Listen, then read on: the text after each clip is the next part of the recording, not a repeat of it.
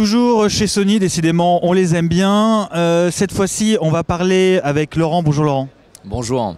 On va parler du Smart Band. Hier, je vous avais présenté le Z2 et la Z2 tablette. Là, c'est un petit accessoire. Rapidement, c'est quoi l'idée? Alors, le Smart Band, en fait, c'est un bracelet connecté qui est composé d'un support en silicone, comme vous pouvez le constater, qui est très esthétique, avec un fermoir qui est adaptable en deux tailles. On livre avec deux tailles de poignet. Et de ce module qui est en fait vraiment l'intelligence du système qu'on va loger à l'intérieur du bracelet comme ceci. Le principe, ça va être très simple, c'est d'enregistrer toute la journée les mouvements.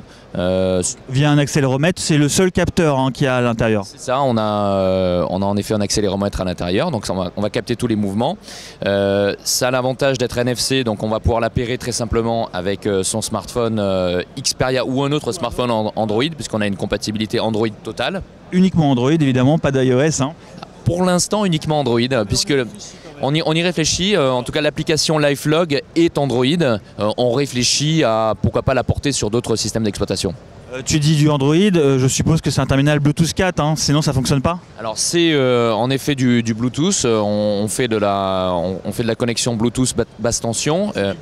Oui, tout à fait. Si le terminal n'est pas Bluetooth 4, je parle des terminaux un peu anciens, ça fonctionnera pas, on est d'accord, c'est sur les terminaux next-gen, enfin de cette current gen plutôt. Tout à fait. Alors le principe donc c'est que on va avoir une application qui s'appelle LifeLog qui va nous permettre de consigner à la fois tous ces mouvements. Donc le matin je me suis levé, enfin j'ai dormi, donc ça enregistre éventuellement le meilleur moment aussi pour se réveiller, donc avec une analyse de cycle de sommeil.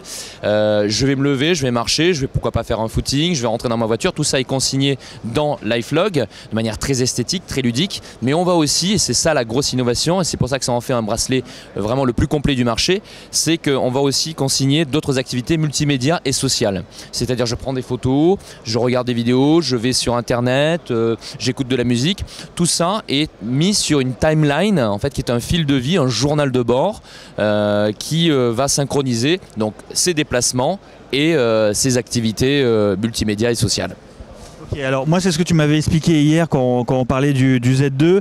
Il y a une petite fonctionnalité parce que là, entre nous, ce que tu nous proposes, hormis la timeline, c'est à peu près la même chose chez Huawei, chez LG, enfin voilà, tous les fabricants s'y mettent sur ce bracelet connecté. Alors ça sera le même prix, c'est 99 € je crois.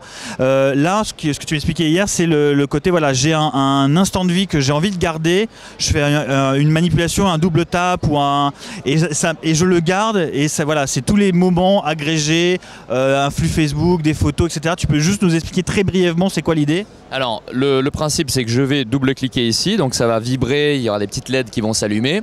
Donc ça fait un bookmark, en fait un favori dans cette timeline.